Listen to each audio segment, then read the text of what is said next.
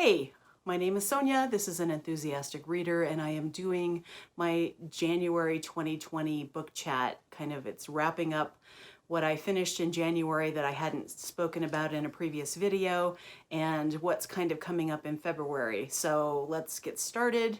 The books that I finished this month after my last video are first Birds of America by Lorrie Moore. This was a 5-star collection of stories for me. Not every single story in the collection was completely successful. There were 2 in the middle that had male protagonists that I just felt ambivalent or really nothing toward. They were fine, but I much preferred the other stories. But there were the stories that were great, totally make up for the 2 stories that weren't so great. And it's still a 5-star book for me. My favorite stories, the best story that was in there was about a couple that is dealing with a baby who is being diagnosed with cancer, and it's called People Like That Are the Only People Here, Canonical Babbling in Pede Unk.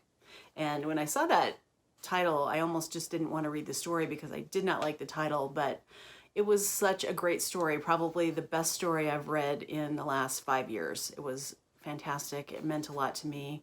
The structure of it was really funny and subversive and also tragic and so sad, and she did such a great job. So if you can find this online, if you don't have access to this collection or you don't have this book sitting on your bookshelf anymore, I would suggest pulling it out and reading this one story. Great.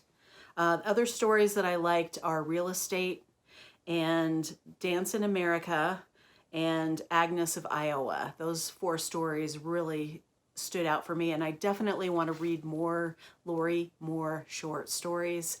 I did read her novel, which I really didn't like that much, and I feel like after I read that novel, I just kind of wrote Lorrie Moore off as, wrote her off, but she's such a good short story writer. So anyway, that was a really successful reading event for me. I also did finish The Magus by John Fowles. I have not been able to rate this book on Goodreads.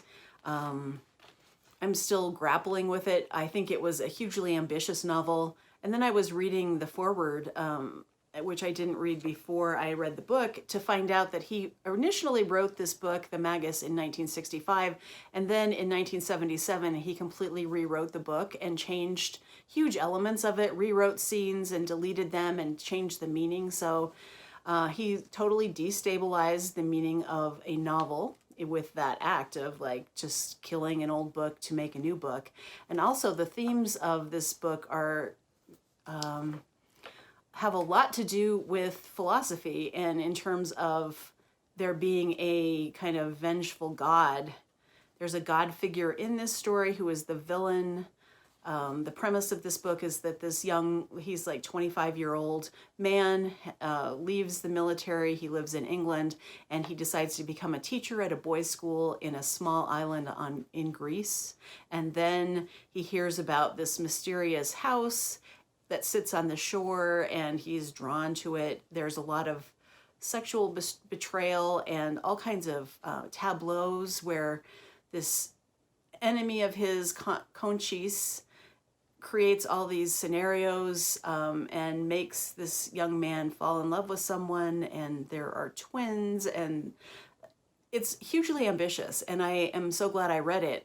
But yet it does, looking back on it this many years later, it has a lot of very blatant sexism and weird depictions of women that are difficult to read now in light of how we have changed our opinions on things like this. So I don't know if I'll ever rate this book. I'm glad I had the experience of it, and I was very invested in it.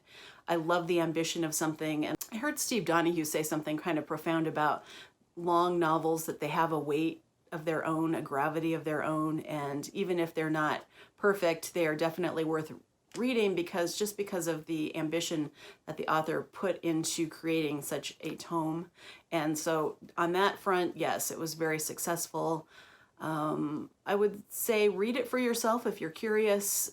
John Fowles is notorious for trying to deconstruct our ideas of fiction and question why we read fiction. So as a historical artifact, I give it a lot of credit. Yeah, those are the books that I finished. So I finished reading 6 books total, which I thought was a pretty good January. I am currently reading a book called Conviction by Denise and Mina. She is an Irish thriller writer, a mystery thriller. It's not detective fiction, but the premise is that there's a woman with a very dark past. She changes her identity, has a family, and then she's listening to a podcast. Her marriage is breaking up, and she immerses herself in fiction and podcasts. And as she's listening to this true crime podcast, she starts recognizing elements of her past life in the narrative of the podcast. And it's a very quick moving plot. Things are moving rapidly. Everything falls apart for her, and she is on the run trying to help solve the crime from the podcast that also ties back to her own life. So if you like Tana French novels, this is kind of in that same vein, although I would say the writing is more propulsive and quick moving. The chapters are much shorter.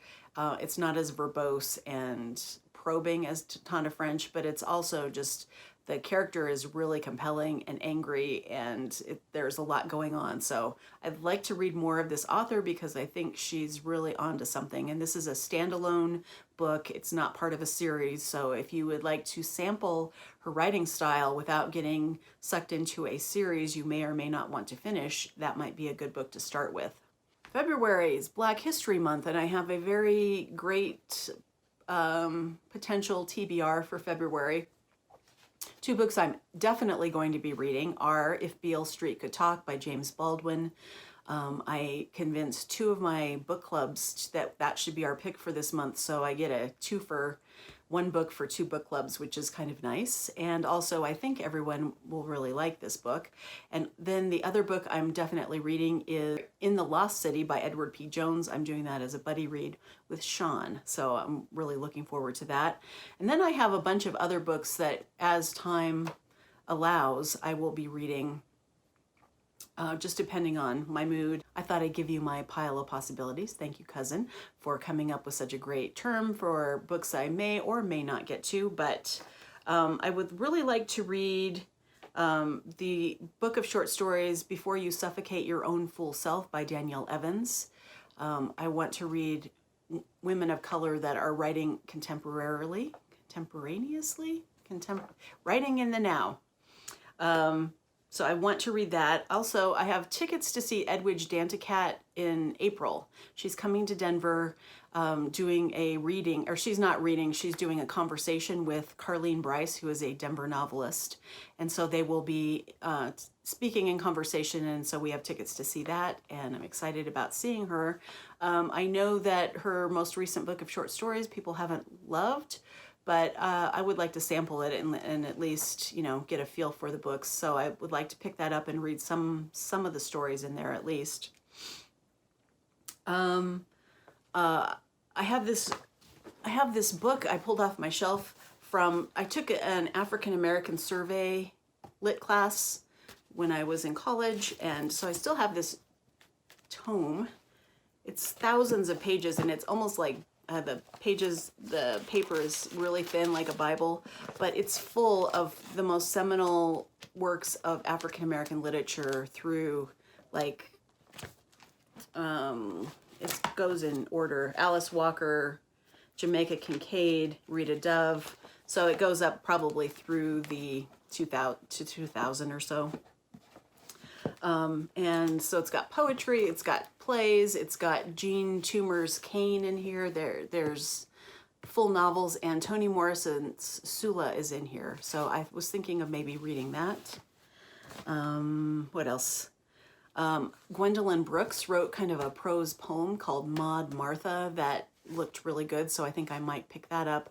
And then there are a couple of other books of more modern African-American women short story writers. Let's see.